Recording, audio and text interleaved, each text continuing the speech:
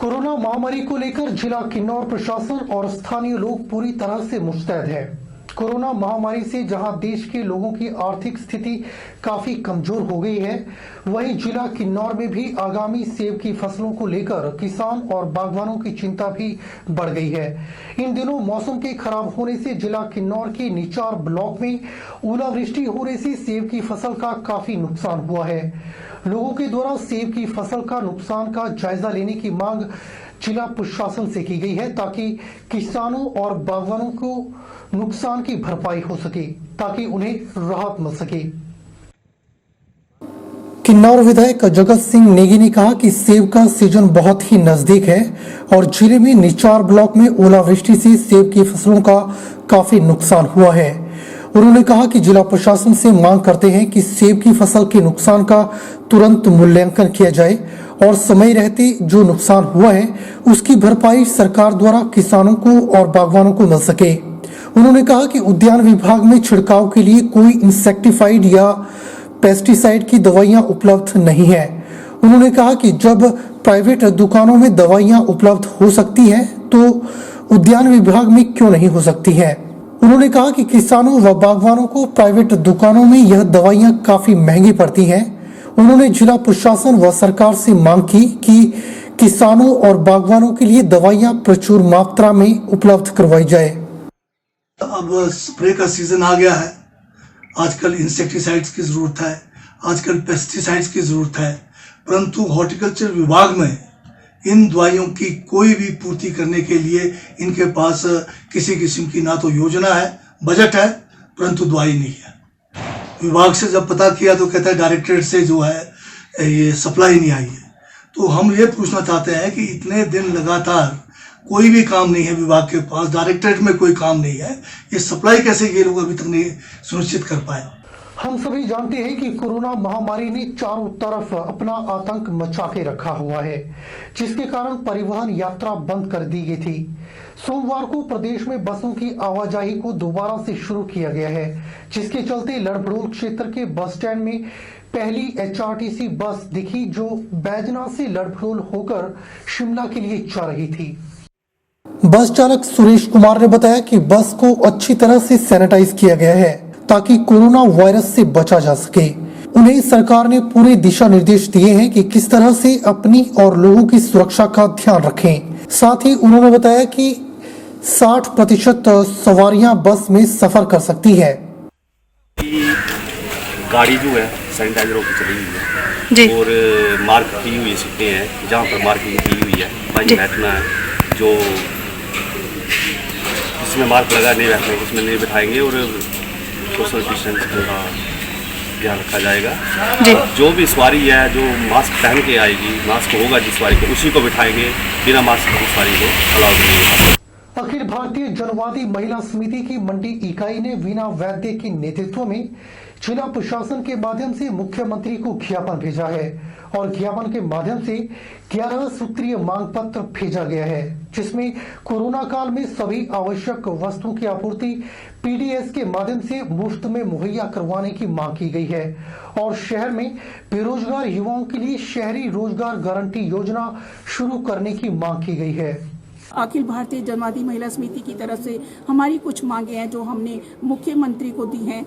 एक तो जो भी जितने भी यहाँ हिमाचल प्रदेश में जो लोग आयकर नहीं भरते हैं और वो गरीब लोग हैं, ज़रूरतमंद हैं, उन्हें 7500 रुपये प्रति माह जब से लॉकडाउन प्रारंभ हुआ था वो दिया जाए।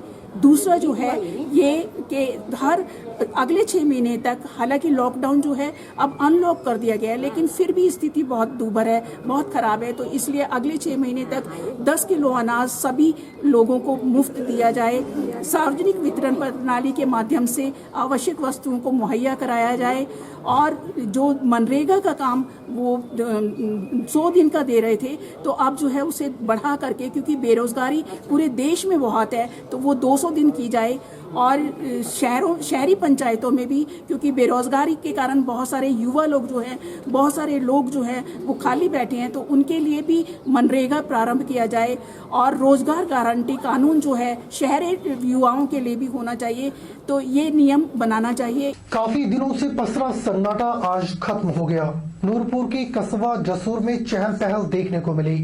बस सेवाएं बहाल तो हुई, पर बसें अधिकतर खाली ही नजर आई या इक्का दुक्का लोग ही बसों में सफर करते हुए नजर आए।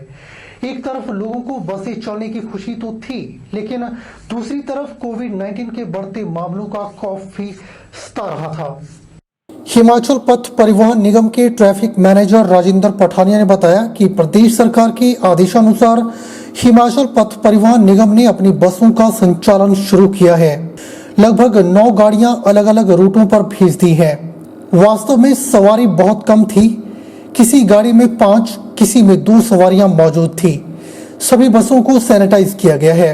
ड्राइवर और कंडक्टर को फेस शील्ड, मास्क और सैनिटाइजर अलग अलग मुहैया करवाए गए हैं। सभी को बताया गया है कि सोशल डिस्टेंस को कायम रखना है।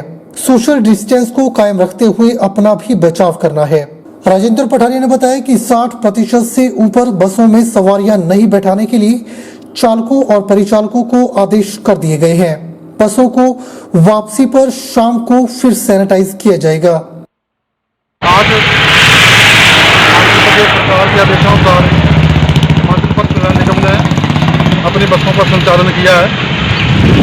इसमें तक हमने लगभग 8-9 गाड़ियाँ जो है अलग अलग रूटों पे भेज दी गई हैं। वास्तव में सवारी बड़ी कम थी, किसी गाड़ी में 5 सवारियाँ, किसी में 2, किसी में 7 सवारियाँ। बाकी हमने गाड़ियों को प्रॉपरली सैनिटाइज किया हुआ है। ड्राइवर कनेक्टर को शील्ड, मास्क, सैनिटाइजर अलग अलग मुहैया कराए गए हैं। पहाड़ी प्रदेश हिमाचल प्रदेश की जीवंत रेखाएं सड़कों पर 72 दिनों के बाद हिमाचल पथ परिवहन निगम की बसें चल पड़ी हैं। अपने शहर से दूर अन्य शहरों में फंसे लोगों ने हिमाचल पथ परिवहन निगम की बसें चलने से राहत की सांस ली है। वहीं व्यापार से जुड़े लोग भी एक जिला से दूसरे राज्य में अपने कार्य के लिए जाते हुए दिखाई दिए। सामाजिक दूरी सहित सभी नियमों का पालन कड़ाई से परिवहन निगम की बसों में किया जा रहा है।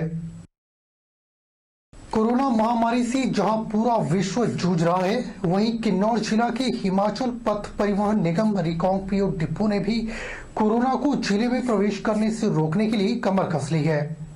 निगम के द्वारा 1 जून से लॉन्ग रूट और ग्रामीण रूटों पर बसें चलाने के फैसले पर सरकार द्वारा जारी निर्देशों का पालन किया जा रहा है। सरकार के द्वारा जारी दिशा निर्देशों के अनुसार एक बस में 60% सवारियों को ही बिठाया जाना है, जबकि क्षेत्रीय पथ परिवहन निगम रिकांगपिओ डिपो के पास 37 सीटर बस होने पर कुल 22 सवारियां ही एक बस में बैठ पाएंगी। रूटों पर जाने वाली सभी बसों को सैनिटाइज किया गया। वहीं एचआरटीसी रिकांगपिओ के आरएम अजिंदर चौधरी द्वारा क्षेत्रीय बस अड्डे पर चालक व परिचालकों को सरकार द्वारा दिशा निर्देशों व सावधानियों से अवगत करवाया और चालक व परिचालकों को मास्क, दस्ताने, सैनिटाइजर, साबुन, फेस शील्ड कवर वितरित किए गए।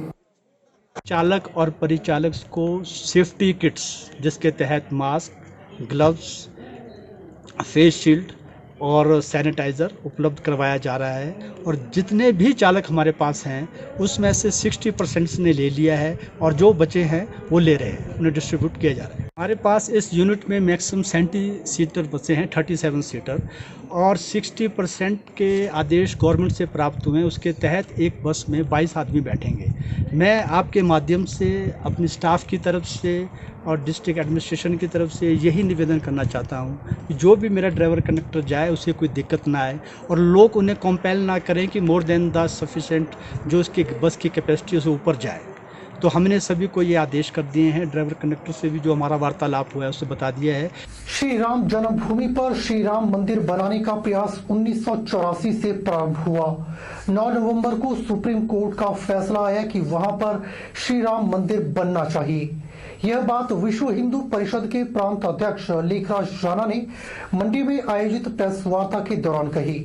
उन्होंने कहा कि सरकार ने श्री राम जन्मभूमि तीर्थ क्षेत्र न्यास का गठन किया है और 26 मई से श्री राम मंदिर का निर्माण कार्य आरंभ हो गया है।